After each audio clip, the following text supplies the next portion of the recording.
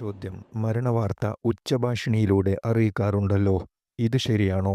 ഉത്തരം: മയ്യിത്ത് നിസ്കാരത്തിനും മറ്റും കൂടുതൽ ആളുകൾ പങ്കെടുക്കുക എന്ന ഉദ്ദേശത്തോടെ അവരെ അറിയിക്കൽ സുന്നത്താണ്.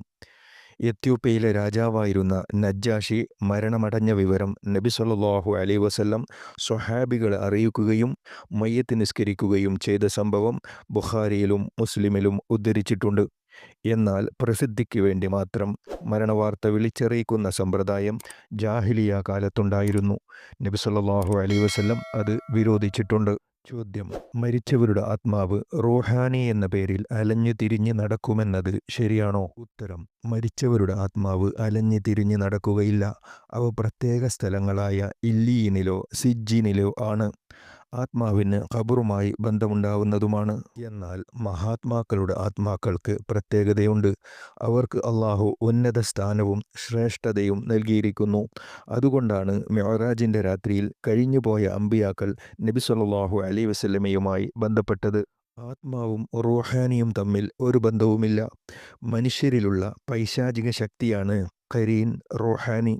റൂഹാനിയുടെ പേരിൽ ഇന്ന് വെച്ചു പുലർത്തുന്ന പല ധാരണകളും അടിസ്ഥാനമില്ലാത്തതാണ്. ചോദ്യം: മരണത്തിനു മുമ്പ് തന്നെ പലരും കഫൻ പുട ഒരുക്കി വെക്കുന്നു.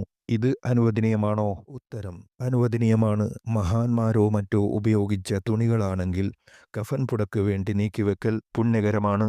ചോദ്യം: മരിച്ചവർക്ക് വേണ്ടി ചെയ്യുന്ന ദാനധർമ്മങ്ങൾ അവർക്ക് ഉപകരിക്കുമോ? ഇതിന് തെളിവില്ലെന്ന് ഒരു പ്രസംഗത്തിൽ നിന്നും കേട്ടു. സത്യാവസ്ഥ എന്താണ്? ഉത്തരം: മരണപ്പെട്ടവർക്ക് വേണ്ടി ദാനം ചെയ്യുന്നത് ഫലം ചെയ്യുമെന്നാണ് മുൻകാല പണ്ഡിതന്മാർ നമ്മെ പഠിപ്പിക്കുന്നത്.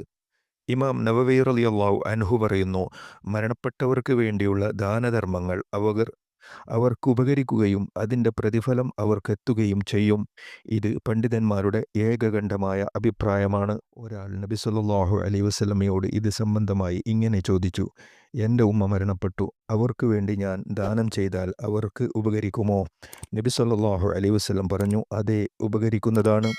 ഇതിൽ നിന്ന് ദാനധർമ്മം പരേതാത്മാക്കൾക്ക് ഉപകരിക്കുമെന്ന് മനസ്സിലാക്കാമല്ലോ. ചോദ്യം: മയ്യത്തിന് സമീപം ഖുർആൻ പാരായണം ചെയ്യുന്നതിൻ്റെ വിധി എന്താണ്? ഉത്തരം: പ്രബലമായ സുന്നത്താണത്. അങ്ങനെ ചെയ്യുവാൻ നബി സല്ലല്ലാഹു അലൈഹി വസല്ലം കൽപ്പിച്ചിട്ടുണ്ട്. ചോദ്യം: ഒരു സ്ത്രീ മരിച്ചാൽ അന്യപുരുഷന് ആ മയ്യത്തിൻ്റെ മുഖം കാണാൻ അനുവദനീയമാണോ? ഉത്തരം: കാണൽ അനുവദനീയമല്ല. ചോദ്യം: 70,000 ദിക്ർ ചൊല്ലി ഹദിയ ചെയ്താൽ നരകത്തിൽ നിന്ന് രക്ഷപ്പെടുമെന്ന് നബി സല്ലല്ലാഹു അലൈഹി വസല്ലം തങ്ങൾ പറഞ്ഞിട്ടുണ്ടോ? ഉത്തരം: അങ്ങനെ ഹദീസിൽ വന്നിട്ടുണ്ട്. ചോദ്യം: ഭ്രാന്തന്മാർ ആത്മഹത്യ ചെയ്താൽ കുറ്റക്കാരാകുമോ? ഉത്തരം: ഭ്രാന്തന്മാർക്ക് മതശാസനകളില്ലാത്തതിനാൽ ബുദ്ധിയില്ലാത്ത ഘട്ടങ്ങളിൽ അവർ ചെയ്യുന്ന തെറ്റുകൾക്ക് ശിക്ഷയില്ല. പക്ഷേ അവർ ചെയ്യുന്ന തെറ്റുകൾ തടയുവാൻ ബന്ധപ്പെട്ടവർ ശ്രദ്ധിക്കേണ്ടതാണ്. ചോദ്യം: മരണസമയത്ത് ഷഹാദത്തിൻ്റെ 2 കലിമത്തും ചൊല്ലിക്കൊടുക്കേണ്ടതുണ്ടോ? ഉത്തരം: ലാ ഇലാഹ ഇല്ലല്ലാഹ് എന്നു മാത്രം ചൊല്ലിക്കൊടുത്താൽ മതി. മുസ്ലിമാകാൻ വേണ്ടിയല്ല ഈ ചൊല്ലിക്കൊടുക്കേണ്ടത്. മുമ്പ് തന്നെ അവർ മുസ്ലിമാണല്ലോ. എന്നാൽ ഒരു അമുസ്ലിമിന് മരണം ആസന്നമായ അവസരത്തിൽ അഷ്ഹദു അൻ ലാ ഇലാഹ ഇല്ലല്ലാഹ് വ അഷ്ഹദു അന്ന മുഹമ്മദ റസൂലുള്ളാഹ് എന്ന് തന്നെയാണ് ചൊല്ലിക്കൊടുക്കേണ്ടത്. മുസ്ലിമായി കണക്കിലെടുക്കാൻ ഇത് അത്യാവശ്യമാണ്. ഇത് തുഹ്ഫയിൽ വ്യക്തമാക്കിയിട്ടുണ്ട്. ചോദ്യം: മരിച്ചവരുടെ കുറ്റങ്ങളും കുറവുകളും എടുത്തു പറയാൻ പാടുണ്ടോ? ഉത്തരം: പാടില്ല. ജീവിച്ചിരിക്കുന്നവരുടെ തന്നെ കുറ്റങ്ങളും കുറവുകളും പറയുന്നത് കഠിനമായ തെറ്റാണ്. എന്നാൽ ശർഈയായ നന്മ വല്ലതുമുണ്ടെങ്കിൽ മരിച്ചവരെ കുറ്റം പറയുന്നതിൽ തെറ്റില്ല. ഉദാഹരണമായി, മരിച്ച ആൾ ബിദ്അത്തുകാരനാണെങ്കിൽ അവൻ്റെ വിശ്വാസങ്ങൾ ജനങ്ങളിൽ പകരുന്നതോ അവൻ്റെ പ്രവർത്തനങ്ങളെ മറ്റുള്ളവർ മാതൃകയാക്കുന്നതോ തടയുന്നതിന് അവനെ കുറ്റപ്പെടുത്തേണ്ടി വന്നാൽ അതിൽ തെറ്റില്ല. ഇത് ഇമാം നവവി റളിയല്ലാഹു അൻഹു തുടങ്ങിയ മഹാന്മാർ രേഖപ്പെടുത്തിയിട്ടുണ്ട്. ചോദ്യം: പൂർവിക പ്രവാചകന്മാരുടെ ഹക്ക് കൊണ്ട് എൻ്റെ പോറ്റുമ്മയുടെ പാപങ്ങൾ നീ പുറത്തു കൊടുക്കണം നാഥാ എന്ന് റസൂൽ സല്ലല്ലാഹു അലൈഹി വസല്ലം പ്രാർത്ഥിച്ചതായി ബുഖാരിയിലുണ്ടെന്ന് പറഞ്ഞു കേൾക്കുന്നു. ശരിയാണോ? ബുഖാരിയിൽ ഏത് അധ്യായത്തിലാണ് ഉള്ളത്?